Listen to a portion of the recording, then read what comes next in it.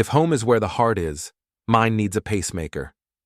I'm Ian Calloway, 38 years old, and I design houses for a living. Beautiful, functional spaces where families are supposed to thrive. The irony isn't lost on me that my own marriage is crumbling faster than a house built on sand. It started with the clothes.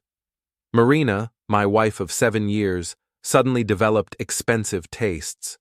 Designer dresses appeared in our closet like exotic birds migrating to our bedroom. When I asked about the credit card bills, she'd wave me off with that laugh, the one that used to make me melt, but now sounds like nails on a chalkboard. Before we dive deeper into this story, I have one small request. Please subscribe, drop a like, comment, and hit that hype button to boost this channel so more people can discover these incredible Reddit stories. Don't worry about it, Ian. I'm networking. It's an investment in our future. Our future. Right. Because nothing says team effort like hiding purchases from your architect husband who actually understands budgets. The real red flag came during the Hendersons' barbecue last month. I was manning the grill, playing the dutiful suburban husband, when I overheard Marina's friends Gina and Tia whispering by the pool. "She's glowing," Gina said, her voice dripping with the kind of excitement that accompanies fresh gossip. "Haven't seen her this happy in years." "It's the new guy," Tia replied, stirring her mojito with predatory satisfaction. "Marina says he really gets her energy, unlike some people." They glanced toward me with poorly concealed smirks. I pretended to focus on the burgers, but my grip on the spatula tightened enough to leave permanent fingerprints in the metal. That night, I found the smoking gun on our shared iPad. Marina had forgotten to log out of her messages, and there it was. Months of explicit conversations with someone named Lowell. The texts were graphic enough to make a sailor blush and detailed enough to reconstruct their entire affair timeline. My personal favorite, "Ian's so boring. He builds houses but has no passion for anything. You make me feel alive, Lowell, like a real woman should feel." At least my wife is literate. In emojis. I spent the next week in a fog, designing a client's dream home while my own life imploded in slow motion. Every morning, Marina would kiss my cheek and tell me she loved me. Every evening, she'd claim to be working late at the boutique where she bought clothes for wealthy clients. Every night, she'd shower extensively and fall asleep facing away from me. The final straw came at the Prewitt dinner party. Yes, the Prewitts, as in Lowell Prewitt, my wife's supplier of extracurricular activities. Marina had insisted we attend, claiming it was important for my business connections. I should have known she was planning something spectacular. Lowell Prewitt turned out to be exactly what I'd imagined. A 40-year-old man's man with a classic muscle car, expensive cologne, and the kind of confidence that comes from never being told no. He owned a luxury car dealership and had the personality of a used car salesman who'd struck oil. "Ian!" he boomed when we arrived, crushing my hand in a grip that screamed overcompensation. "Marina's told me so much about you. You're the architect, right? Build little houses?" Little houses. I design custom homes that start at $500,000, but sure, Lowell. Little houses.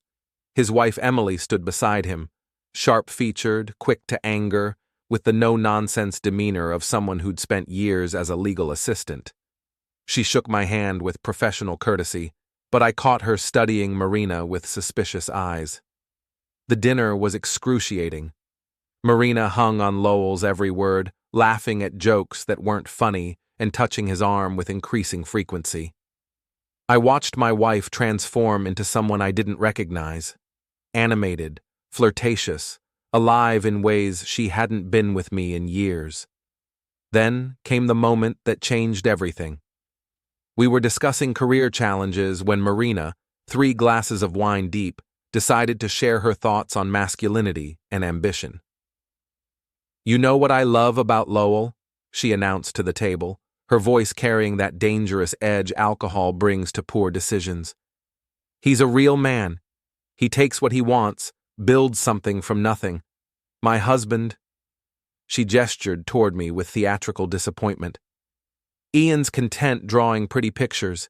He doesn't have that destroyer instinct. The table fell silent. Emily's fork stopped midway to her mouth. Our other dinner companions, the Johnsons and the Kellys, stared at their plates like they contained escape routes. I felt heat rise in my chest, a combination of humiliation and rage that threatened to spill over into something ugly. Instead, I stood calmly, placed my napkin beside my untouched dessert, and looked directly at my wife. You're absolutely right, Marina. I don't have a destroyer instinct. I smiled at the table, including Lowell in my gaze. I prefer to build things that last. Excuse me. I walked out of that house with my dignity intact and my marriage officially over. Behind me, I heard Marina's voice rising in panic, calling my name, but I didn't turn around. The drive home gave me 20 minutes to think, and by the time I pulled into our driveway, I'd made a decision. Marina wanted a real man with destroyer instinct. She was about to discover that her boring architect husband had hidden depths. Time to draft a new blueprint. This one was for revenge. The next morning, I called in sick to work for the first time in 3 years. Marina had stumbled home around midnight, full of wine and excuses, but I'd pretended to be asleep. Now, with her gone to the boutique, I had the house to myself and a mission to complete. My first call was to Rob Zeller, my best friend since college, and the contractor I worked with on most of my residential projects. Rob had the loyalty of a golden retriever and the moral flexibility of a cat burglar. Exactly what I needed. Ian? Dude, you sound like hell. What's wrong? Marina's cheating on me, I said without preamble. With Lowell Prewitt. I need your help. Silence. Then, that muscle car asshole from the dealership? Are you sure? I've got months of text messages that would make a pornographer blush. She humiliated me at his dinner party last night, called me pathetic in front of 8 people. Jesus Christ. Rob's voice hardened. What do you need? Meet me at Murphy's Pub in an hour. We're going to fight fire with napalm. Murphy's was the kind of dive bar where construction workers and architects could plot revenge without judgment. Rob arrived looking like he was ready for war, his usually cheerful demeanor replaced by the grim determination of a man whose best friend had been wronged. Okay, he said, sliding into the booth across from me. What's the plan? I pulled out a folder thick with printed evidence. First, we document everything. I've got text messages, hotel receipts from her credit card, calendar entries that don't match her work schedule, enough to prove adultery in divorce court. Rob flipped through the pages, his expression growing darker with each revelation. This is detailed. How long has this been going on? 8 months, maybe longer. I took a long pull from my beer. But here's the thing. I don't just want a divorce. I want them to pay for what they've done, publicly, completely. I'm listening. Marina's world revolves around social status and appearances. Lowell's the same way. His business depends on his reputation as a successful, trustworthy dealer. They've made a fool of me, Rob. Time to return the favor. I outlined my plan. A coordinated assault on their reputations, their relationships, and their sense of security. Nothing illegal, nothing violent, but absolutely devastating in its thoroughness. Phase 1, I explained, is the reveal. I'm going to hire Margaret Klein as my divorce attorney. She's ruthless, expensive, and has a flair for the dramatic. We're going to crash their little love affair with a legal bombshell. What about Emily, Lowell's wife? She deserves to know. In fact, she's going to be our secret weapon. I smiled for the first time in weeks. I'm betting she's not the forgiving type. Rob grinned back. This is going to be beautiful.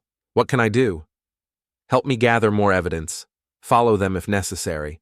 Document their public displays of affection. And be ready to provide muscle if Lowell decides to get physical.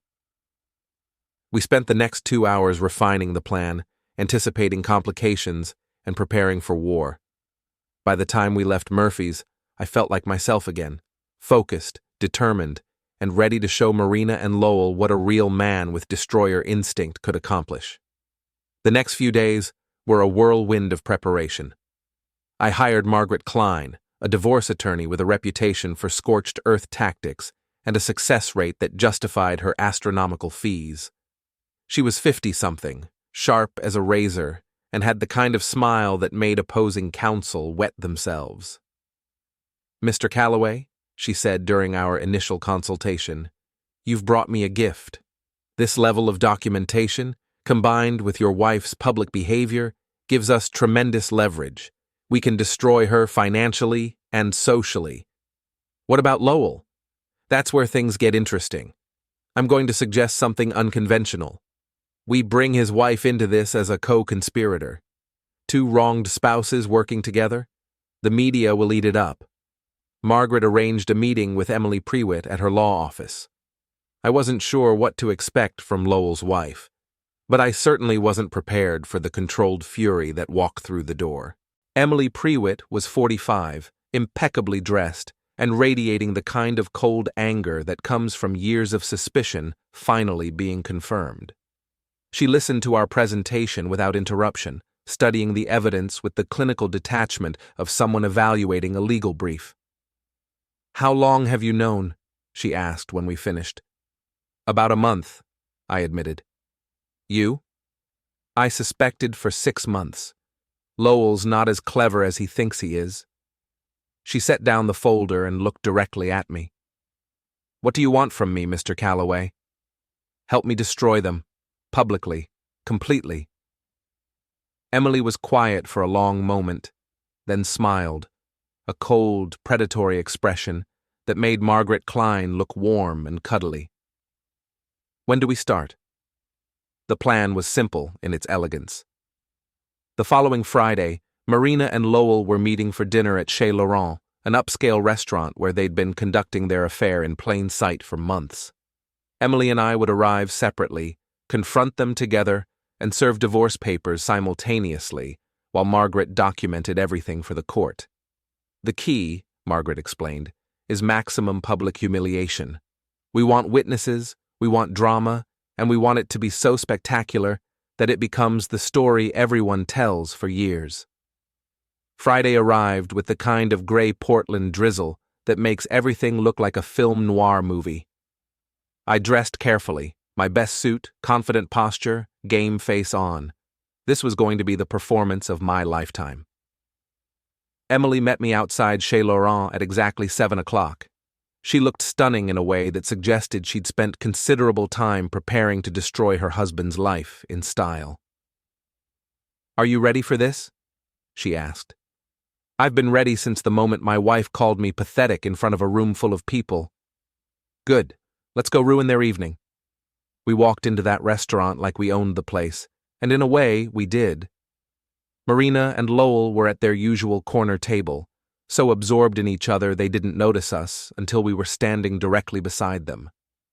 The look on Marina's face when she saw me was priceless.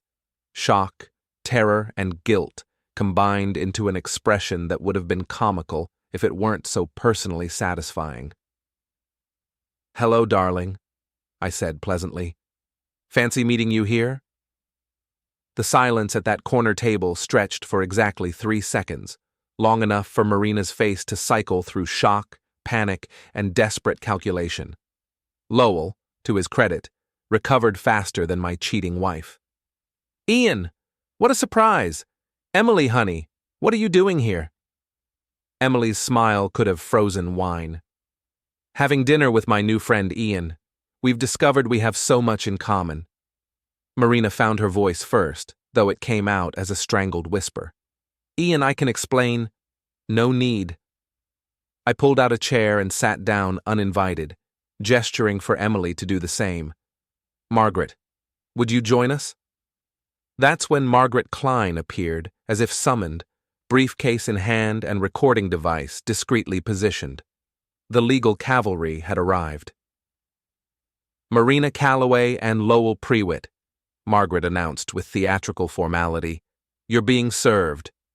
She placed 2 sets of divorce papers on the table, with the precision of a dealer laying down a royal flush. The restaurant's ambient chatter seemed to fade as nearby diners sensed drama unfolding. Marina's hands shook as she stared at the documents. "Ian, please, we can work this out. It's not what you think." "It's exactly what I think." I opened my own folder and began laying out printed text messages like evidence at a crime scene. 8 months of detailed documentation, Marina, hotel receipts, calendar discrepancies, and my personal favorite, your critique of my masculinity sent to your lover at 11:37 p.m. on our wedding anniversary. Lowell's confident facade cracked. "Now wait just a minute." "You wait," Emily snapped, her legal assistant training kicking in.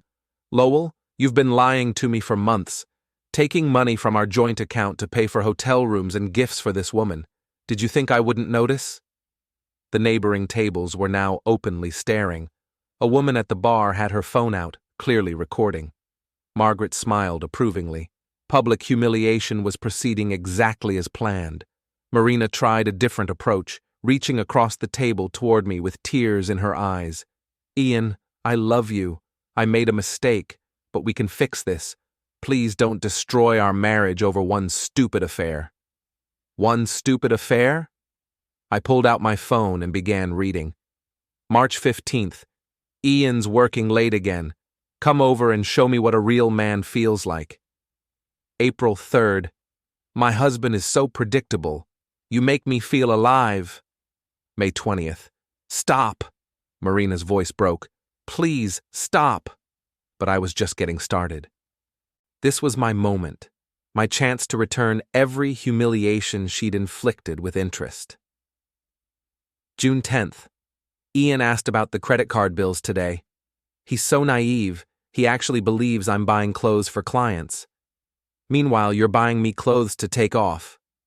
Lowell stood abruptly, his chair scraping against the floor. "That's enough. This is between you and your wife." Emily laughed, a sharp, bitter sound. "Sit down, Lowell. You're not going anywhere until we're finished. You can't make me— Actually, I can." Margaret's voice cut through his bluster like a scalpel. "Mr. Prewitt, you're now part of 2 separate divorce proceedings. Your cooperation here could influence how aggressively we pursue financial damages." The word damages hit Lowell like a physical blow. His car dealership depended on his reputation as a trustworthy businessman. A messy divorce involving adultery could destroy his customer base. He sat back down. Marina was crying now, mascara running down her cheeks in black rivers. "Ian, I'm sorry. I'm so sorry. It just happened. It just happened for 8 months?" I kept my voice level, professional. "It just happened in our bed while I was at work? It just happened when you told him I was boring and predictable and not a real man?" The restaurant had gone completely quiet now. Even the waitstaff had stopped pretending to work, drawn by the spectacle of a marriage imploding in real time. "Ladies and gentlemen," I announced to the room, "I'd like you to meet my wife Marina and her lover Lowell. They've been having an affair for 8 months, using money from our joint accounts to fund their relationship. Marina here thinks I'm not man enough for her. What do you think?"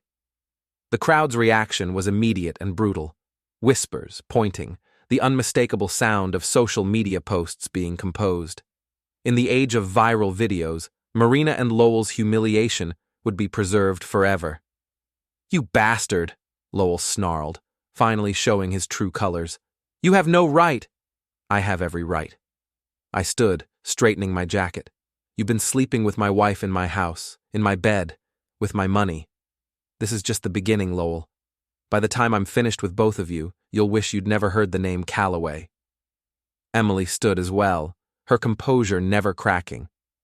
"Lowell, I'm taking the house, the cars, and half your business. Your girlfriend can find somewhere else to live because she won't be welcome in our neighborhood." Marina looked between us desperately. "Where am I supposed to go? Ian, you can't just throw me out. Watch me." I pulled out a key and placed it on the table next to the divorce papers. "That's to your storage unit. I've packed your belongings. You have until Monday to find somewhere else to live." "You can't do that. It's my house too." Margaret smiled. Actually, Mrs. Calloway, the house was your husband's premarital asset. According to Oregon law, you have no claim to it, especially given the circumstances of your departure. The look of absolute devastation on Marina's face should have made me feel guilty. Instead, it felt like justice. She'd destroyed our marriage for a man who was now frantically calculating how much this affair was going to cost him. "This isn't over," Lowell said, but his voice lacked conviction. "You're right," I replied. "This is just the appetizer. The main course is coming soon." Emily and I left together, walking out of that restaurant like conquering heroes. Behind us, Marina and Lowell sat in stunned silence, surrounded by the wreckage of their secret relationship and the curious stares of 50 witnesses. "That," Emily said as we reached the sidewalk, "was even better than I imagined." "Phase 1 complete," I agreed. "Ready for Phase 2? She grinned, and for the first time since this nightmare began, I felt like I had a true ally. Someone who understood that revenge wasn't just about getting even, it was about making sure the people who wronged you never forgot the consequences of their choices. The war had begun, and Marina and Lowell were about to discover that their boring, predictable victims had hidden depths they'd never suspected. The beauty of small-scale warfare is that it allows for precision strikes. Over the next week, Emily and I coordinated our attacks with military efficiency, targeting Marina and Lowell's weaknesses like surgeons removing tumors. Marina's first weakness was her social circle. Her identity revolved around being the stylish, sophisticated wife of a successful architect. Without that status, she was just another middle-aged woman with expensive tastes and no income. I started by calling her friends, Gina, Tia, and the rest of her gossip network. I didn't have to lie or exaggerate. I simply told them the truth about Marina's affair and let human nature take its course. "Ian, I'm so sorry," Gina gushed when I reached her. "I had no idea it had gone that far. We thought it was just harmless flirting." 8 months of hotel receipts suggest otherwise, I replied. "I thought you should know, since Marina's been using our joint credit card to fund her new lifestyle. I'd hate for anyone to think I approved of her behavior." The message was clear. Marina was no longer under my financial protection, and her friends should adjust their expectations accordingly. Within hours, the invitations to lunch dates and shopping trips dried up. Marina's social calendar, once packed with activities funded by my architect's salary, became as empty as our marriage. Lowell's weakness was his business reputation. His luxury car dealership catered to Portland's wealthy elite, people who valued discretion, family values, and trustworthiness above flashy sales tactics. A messy adultery scandal could destroy years of careful relationship building. Emily handled this phase with the precision of a legal professional. She began by calling Lowell's biggest clients, not to spread gossip, but to clarify some confusion about our family situation. "Mrs. Patterson, this is Emily Prewitt, Lowell's wife. I wanted to reach out personally because there might be some awkward situations coming up, and I didn't want you to be caught off guard." The conversations were always brief, professional, and devastating. Emily never accused or attacked. She simply provided context for the divorce proceedings and expressed her hope that Lowell's personal difficulties wouldn't affect his business relationships. But our real masterstroke came on Wednesday afternoon when Rob and I paid a visit to Prewitt Luxury Motors. The dealership was everything I'd expected: gleaming showroom, expensive cars, and Lowell holding court with a potential customer near a cherry-red Ferrari. He looked up when we entered, his face darkening with recognition. "Ian, what are you doing here?" "Shopping for a new car," I replied pleasantly. "My wife's been telling everyone how much she loves your service. Thought I'd see what all the fuss is about." The customer, a well-dressed woman in her 60s, looked between us with growing interest. Lowell's jaw tightened. "Perhaps we should speak privately." "No need. This is business, right?" I walked over to the Ferrari, running my hand along its pristine surface. Beautiful car. Marina always said you knew how to handle expensive things, even when they belonged to someone else. The customer's eyebrows shot up. Rob positioned himself near the exit, arms crossed, looking like the kind of contractor who'd spent years dealing with difficult clients. "Sir," Lowell said to his customer, "perhaps we could continue this conversation in my office." "Actually," the woman interrupted, "I think I've heard enough. Mrs. Patterson mentioned there might be some complications with your business. I'll be taking my money elsewhere." She walked out, leaving Lowell standing next to his unsold Ferrari, with murder in his eyes. "You snake," he snarled. "That was a $60,000 sale." "Funny thing about reputation," I mused. "Takes years to build, seconds to destroy. Kind of like a marriage, wouldn't you say?" Lowell stepped closer, his hands clenched into fists. "You think you're so smart, don't you? Your wife came to me because you couldn't satisfy her. She told me all about your inadequacies." Rob moved forward, but I held up a hand. This was my fight. "You're right, Lowell. I couldn't satisfy her. I couldn't satisfy her need for drama, her need to feel special, her need to be the center of attention. But here's what I can satisfy: my need for justice." I pulled out my phone and showed him the screen. "See this? It's a recording app. Everything you just said about my wife's private criticisms, that's going straight to your divorce attorney. Emily's going to love hearing how you discuss your conquest with your wife's husband." The color drained from Lowell's face. In his anger, he'd just handed me ammunition that would cost him dearly in divorce court. "You're insane," he whispered. "No, I'm thorough. There's a difference." I pocketed the phone and headed for the door. "Oh, and Lowell? Stay away from my house. Emily's hired security cameras for her place, and I've done the same. Any harassment will be documented and reported." As we left the dealership, Rob was practically bouncing with excitement. "Dude, that was beautiful. Did you see his face when you played that recording trick?" "Phase 2 complete," I said with satisfaction. Now comes the fun part. That evening, Marina called for the first time since the restaurant confrontation. Her voice was small, defeated, nothing like the confident woman who'd humiliated me at the Prewitt dinner party. "Ian, please, we need to talk." "Talk to my attorney." "I can't afford an attorney. You've frozen our accounts, my friends won't return my calls, and I'm staying in a motel room that smells like cigarettes and despair. Sounds like the consequences of your choices are catching up with you." "I made a mistake," her voice cracked. "One stupid mistake, and you're destroying my entire life." 8 months isn't a mistake, Marina. It's a lifestyle choice. You chose Lowell over our marriage. You chose to humiliate me in public.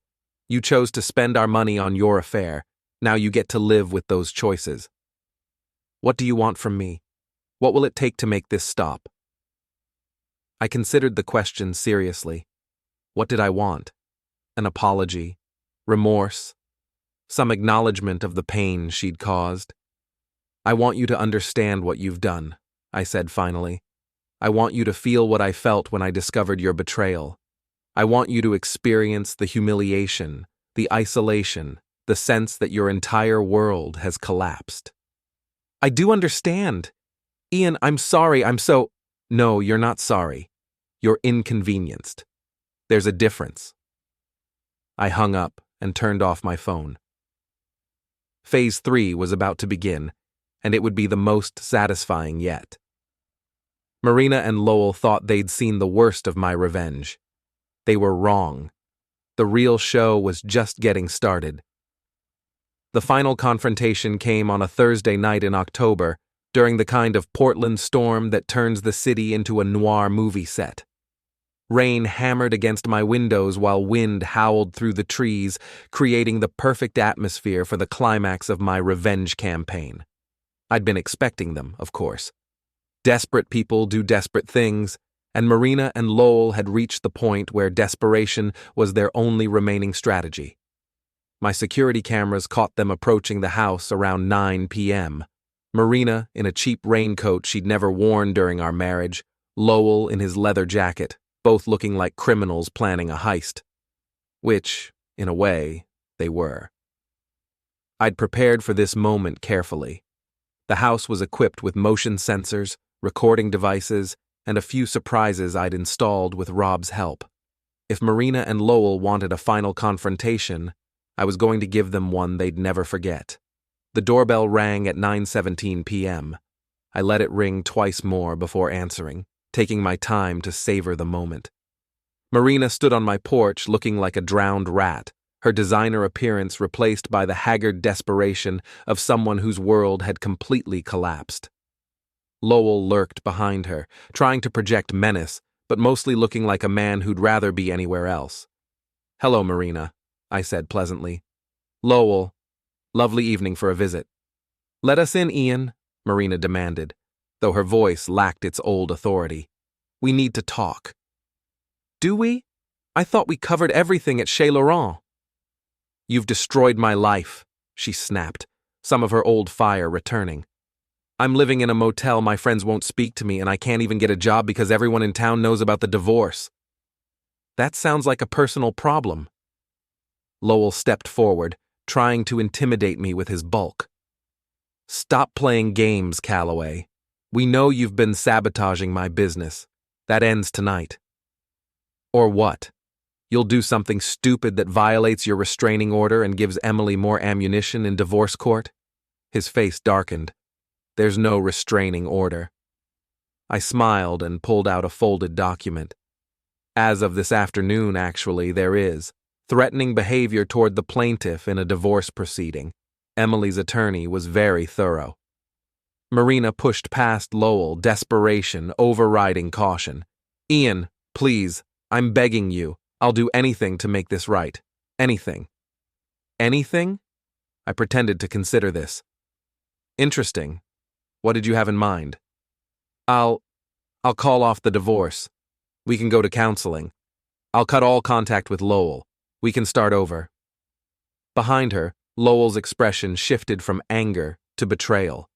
Apparently, Marina hadn't discussed this particular strategy with her lover. "Start over," I repeated. "You mean pretend the last 8 months never happened? Pretend you didn't spend our anniversary in a hotel room with another man? Pretend you didn't humiliate me in front of our friends?" "Yes, if that's what it takes." I looked past her to Lowell, who was staring at Marina with the kind of shock that comes from realizing you've been played by an expert. "What about you, Lowell? Ready to pretend this never happened?" "Marina," he said slowly, "what the hell are you doing?" "I'm trying to save what's left of my life," she snapped. "You've got your business, your house, your reputation. I have nothing." "You have nothing because you chose to throw away everything for him," I pointed out. "And now you're ready to throw him away to get it back. That's the Marina I remember, always looking for the best deal." The rain was driving harder now, soaking through their clothes and adding to the misery of the moment. I could have invited them in, but I was enjoying watching them suffer in the storm they'd created. "Ian," Marina tried again, her voice breaking, "I know I hurt you. I know I made terrible choices, but I love you. I've always loved you." "No, you didn't. You loved what I provided, the house, the lifestyle, the social status. You never loved me." "That's not true." "Prove it," I said. "Tell me one thing you loved about me that wasn't connected to money or status or what I could do for you." She opened her mouth, then closed it, struggling to find an answer that wouldn't sound hollow. The silence stretched between us like a chasm. "I thought so," I said finally. Lowell had heard enough. "Marina, we're leaving. This is pointless." "No!" She grabbed his arm. "We started this together. We're going to finish it together." "Started what?" I asked. "The affair? Or something else?" Marina's eyes widened. She'd revealed more than she intended. Lowell shot her a warning look, but it was too late. My architect's mind, trained to see patterns and connections, was already putting the pieces together. "There was more to it, wasn't there?" I pressed. "This wasn't just about closeness and excitement. You two were planning something. Ian, don't, Marina began. The boutique, I continued, my voice growing colder. You weren't just buying clothes for clients. You were selling something. My designs. The look of panic that crossed both their faces confirmed my suspicion. For months, I'd been wondering how Marina could afford her new lifestyle on a boutique buyer's salary. Now I knew. She'd been selling my architectural plans to Lowell's wealthy clients, cutting me out of the profits. You snake, I breathed. You weren't just stealing my wife, you were stealing my work.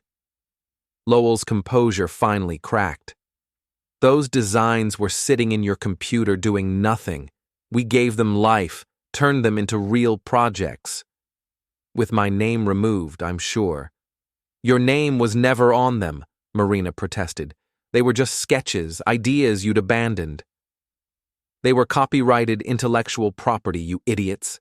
Every design I create is automatically protected by law. I pulled out my phone. Margaret's going to love this. Criminal copyright infringement carries both civil and criminal penalties. The color drained from Marina's face. Ian, please, we can work this out. No, we can't. You've crossed the line from adultery into theft. This isn't just about our marriage anymore. It's about my career, my reputation, my life's work. Lowell stepped forward aggressively. You can't prove anything. Actually, I can. Rob's been documenting your construction projects for weeks. Amazing how many of them bear striking resemblances to designs from my portfolio. Designs that were never released to the public. I'd been bluffing, but their reactions told me I'd hit the target. Rob and I had suspected something like this, but we'd never had concrete proof. Now, watching Marina and Lowell exchange panicked glances, I knew we'd found the smoking gun. Here's what's going to happen, I continued. You're both going to leave my property immediately. Tomorrow morning, Margaret files criminal charges for copyright infringement and fraud. By tomorrow afternoon, every architect and contractor in Portland will know that Lowell Prewitt builds houses with stolen designs. You're destroying innocent people, Marina cried. Lowell's clients didn't know the designs were stolen. Then they'll sue him for fraud and misrepresentation. His insurance might cover it, but probably not. Either way, his business is finished. Lowell lunged forward, but I was ready for him. The motion sensors triggered floodlights that turned my front yard into a stage, while security cameras recorded every second of his assault attempt. Go ahead, I said calmly. Attack me on camera, in front of witnesses, while violating a restraining order. Emily's attorney will have you in jail by morning. He stopped inches from my face, breathing heavily, his hands clenched into fists. For a moment, I thought he might actually hit me. Then sanity returned, and he stepped back. This isn't over, he snarled. Yes, it is. I smiled at both of them, Marina sobbing in her cheap raincoat, Lowell trembling with impotent rage. You gambled everything on a secret affair and a criminal scheme. You lost. Game over. They left without another word, walking back to Lowell's car like defeated soldiers retreating from a battlefield. I watched them drive away, then went inside to call Margaret with the good news. The final phase of my revenge was about to begin, and it would be more devastating than anything I'd planned. Marina and Lowell had handed me the perfect weapon to destroy them completely, their own greed and stupidity. By morning, their world would be in ashes, and I would be the one holding the match. The end came faster than I'd expected. Within 24 hours of discovering the design theft, Margaret had filed criminal charges, Emily had frozen Lowell's business accounts, and Rob had provided evidence that linked 12 luxury homes to my stolen architectural plans. The Portland architecture community is smaller than most people realize. By noon on Friday, every firm in the city knew that Lowell Prewitt had been building million-dollar homes with stolen designs. By evening, his clients were demanding explanations, his contractors were distancing themselves, and his insurance company was threatening to drop his coverage. Marina called me that night from her motel room, her voice hollow with defeat. Ian, they're going to arrest me. I know. I never meant for it to go this far. It started as just sharing ideas. Lowell said you'd never notice that you had so many designs you'd forgotten about them. I notice everything, Marina. That was always your problem. You underestimated me. What happens now? I considered the question. What did happen now? I'd achieved everything I'd set out to accomplish. Marina and Lowell were facing criminal charges, their reputations were destroyed, and their relationship had imploded under the pressure of mutual betrayal. Now you face the consequences of your choices, I said finally. Both of you. Ian, I hung up before she could finish. There was nothing left to say. The final confrontation came on Saturday morning when Lowell arrived at my house alone, driving a beat-up pickup truck instead of his usual muscle car. He looked like he'd aged 10 years in a week. Unshaven, hollow-eyed, wearing clothes that had seen better days. I answered the door with a cup of coffee in my hand, projecting calm confidence. Lowell, you look terrible. My business is ruined, he said without preamble. My wife's taking everything. My clients are suing me, all because of you. All because of your choices, I corrected. I didn't make you steal my designs. I didn't make you have an affair with my wife. I just made sure you faced the consequences. What do you want? Money? An apology? What will it take to make this stop? I studied his face, the desperation, the defeat, the complete collapse of the arrogant man who'd crushed my hand at his dinner party and called me boring. I want you to understand what you've done, I said, echoing my earlier conversation with Marina. I want you to feel what it's like to have your world destroyed by someone you trusted. I understand. God, I understand. I've lost everything. Good. Then my work here is done. I started to close the door, but Lowell grabbed the frame. Wait. Marina. She's talking about testifying against me, cutting a deal with the prosecutors. She's going to blame everything on me. Smart woman. Self-preservation was always her strongest instinct. You can't let her do this. I may have stolen your designs, but she was the one who approached me. She initiated everything. The affair, the business arrangement, all of it. I paused, genuinely surprised. Marina approached you? She researched my business, figured out I worked with wealthy clients who wanted custom homes. She seduced me to get access to my client list, then suggested we could make money using your designs.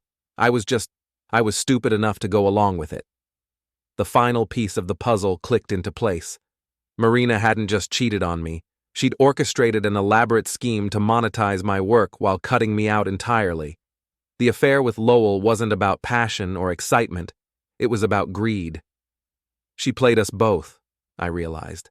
Yeah, and now she's going to walk away while I go to prison.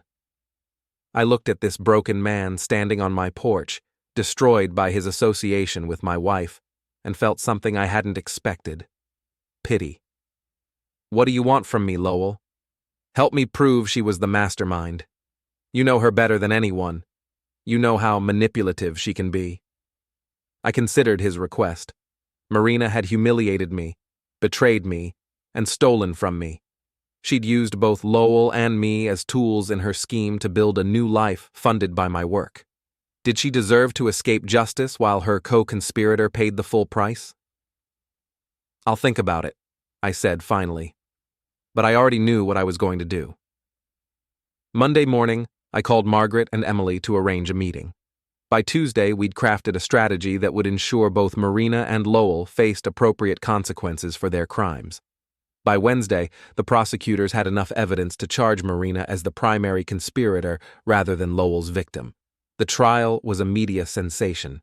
Portland's newspapers covered every detail of the architect's wife who'd seduced a car dealer to steal her husband's designs. Marina tried to maintain her innocence, but the evidence was overwhelming. Emails, financial records, testimony from Lowell's clients who'd met with her directly. In the end, Marina received 2 years in prison for conspiracy and fraud. Lowell got 18 months for his cooperation in the investigation. Both were ordered to pay restitution that would keep them in debt for decades. I stood outside the courthouse after the sentencing, watching Marina being led away in handcuffs. She looked back at me once, her face a mask of hatred and defeat. Emily appeared beside me, elegant as always, despite the circumstances. "How do you feel?" she asked. "Like I can finally move on with my life. Any regrets?" I thought about the question seriously. Did I regret the months of planning, the careful orchestration of their downfall, the systematic destruction of their lives and reputations? "No," I said finally. "They made their choices. I just made sure they faced the consequences." Emily smiled, not the cold, predatory expression she'd worn during our campaign of revenge, but something warmer and more genuine. "What happens now?" she asked. "Now I go back to designing houses, real houses, for real clients with my name on the plans." "And personally?" I looked at this woman who'd been my partner in revenge, my co-conspirator in justice. She was intelligent, strong, and understood the importance of consequences. Maybe it was time to explore what else we might have in common. "Would you like to have dinner sometime?" I asked. "Somewhere other than Chez Laurent." She laughed, a real laugh, not the bitter sound I'd grown used to during our war against Marina and Lowell. "I'd like that very much." As we walked away from the courthouse together, I felt something I hadn't experienced in months: hope. Marina and Lowell were facing the consequences of their betrayal.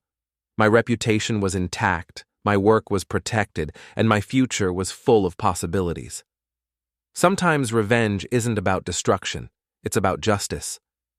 And sometimes, from the ashes of one relationship, something better can grow.